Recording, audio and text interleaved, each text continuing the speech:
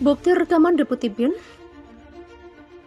Hubungan-hubungan, khususnya melalui SMS maupun kontak telepon antara nomor telepon genggam yang dikuasai oleh Polikarpus dengan nomor telepon genggam yang dikuasai oleh Deputi 5 Badan Intelijen Negara, termasuk dengan nomor telepon yang terdaftar atas nama rumah Polikarpus di Pamulang. Jelas sekali. Itu kami ketahui dari surat yang dikeluarkan oleh BIN kepada Garuda untuk meminta mendiang Polikarpus masuk dan mengikuti beberapa penerbangan. Salah satu penerbangannya adalah penerbangan yang ditumpangi oleh Munir. Kejahatan yang dilakukan oleh Polikarpus adalah tergolong pelanggaran HAM yang berat. Pembunuhan Cak Munir adalah kejahatan terhadap kemanusiaan. Itulah yang kita lihat hari ini, ada banyak orang yang sebetulnya bekerja seperti Munir memperjuangkan HAM. Itu justru menjadi bulan-bulanan, pakai bahasa gampangnya bulan-bulanan, tapi sebetulnya dikriminalisasi, dijadikan sasaran diskriminasi, dijadikan sasaran kekerasan. Ini juga bisa dilihat dalam sudut pandang kejahatan luar biasa untuk kategori kejahatan melawan kemanusiaan. Dan ini contoh buruk buat kami, buat kita sebagai bangsa. 3 rejim yang membiarkan semua peristiwa ini, itu justru menunjukkan bahwa kalau diungkap, dia justru akan meluluh lantahkan kekuasaan, karena kekuasaan ada di belakang kejahatan ini. Saksi-saksi kuncinya tidak dihadirkan atau tidak dapat dihadirkan karena tidak adanya perlindungan atau jaminan keamanan dan keselamatan mereka. Komisioner Komnas HAM Chairul Anam mengingatkan Badan Reserse Kriminal atau Barreskrim Polri segera menuntaskan kasus pembunuhan aktivis HAM Munir Said Thalib. Pasalnya ada satu alat bukti berupa rekaman suara Polikarpus Budihari Prijanto dengan mantan Deputi 5 Badan Intelijen Negara atau BIN di PR. Chairul menjelaskan rekaman percakapan telepon itu pertama kali ditemukan oleh Kepala Barreskrim Bambang Danuri Hendarsono. Pada masa kepemimpinannya, dirinya meyakini rekaman tersebut ada di tangan kepolisian. Akan tetapi rekaman tersebut belum pernah dihadirkan dalam pengadilan. Padahal, Bambang sudah berjanji rekaman tersebut akan dibawa ke pengadilan. Sampai detik ini dokumen rekaman itu tidak pernah dibawa ke pengadilan dan enggak tahu kemana arahnya. Dokumen ini begitu penting, pentingnya itu karena perkembangan investigasinya. Demikian kata Chairul di gedung Komnas HAM. Chairul sangat mengapresiasi pernyataan Kapolri Jenderal Tito Karnavian yang berkomitmen akan menuntaskan kasus pembunuhan Munir. Namun ia meminta pihak kepolisian untuk segera bergerak menyelesaikannya, karena menurutnya pengungkapan pelaku di balik pembunuhan Munir tidaklah sulit. Hal itu disebabkan sudah banyaknya fakta-fakta yang terkumpul. Hampir 80% fakta-fakta peristiwa pembunuhannya sudah pernah diungkap di pengadilan.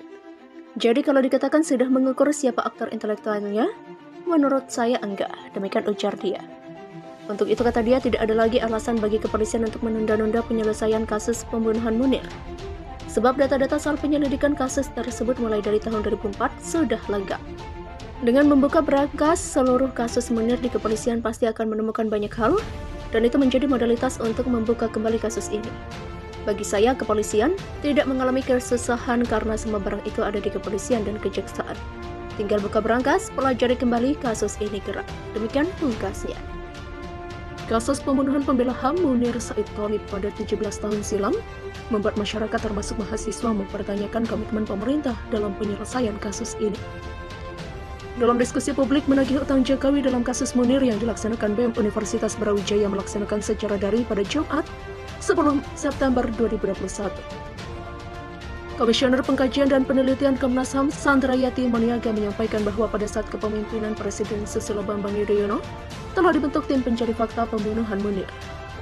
Sandra menjelaskan beberapa hal yang telah dilakukan oleh Komnas HAM pada 2009 berdasarkan keputusan Ketua Komnas HAM nomor 04B Komnas HAM 2/2009. Komnas HAM membentuk tim majelis eksaminasi terhadap keputusan bebas Muhdi PR oleh Pengadilan Jakarta Selatan. Tim eksaminasi ini terdiri dari Sutandio, Wingjo Subroto, Mau Zakir, Frans Hendra Winarta, Fajrul Falah, dan M. Rudi Rizky. Selanjutnya, pada periode keanggotaan 2012 sampai 2017, tepatnya pada tahun 2014, Sandra menerangkan bahwa Komnas HAM jika membentuk tim kajian hukum kasus pembunuhan Munir yang dipimpin oleh Komisioner Pengkajian dan Penelitian kala itu Roy Hatul Aswida. Pada periode saat ini, 2017 sampai 2022, Komnas HAM telah menerima surat permohonan dari Komite Aksi Solidaritas untuk Munir atau KASUM dengan legal opinion atas kasus pembunuhan Munir. Legal opinion yang diserahkan kurang lebih berisikan bahwa pembunuhan Munir Said Thalib merupakan pelanggaran HAM yang berat.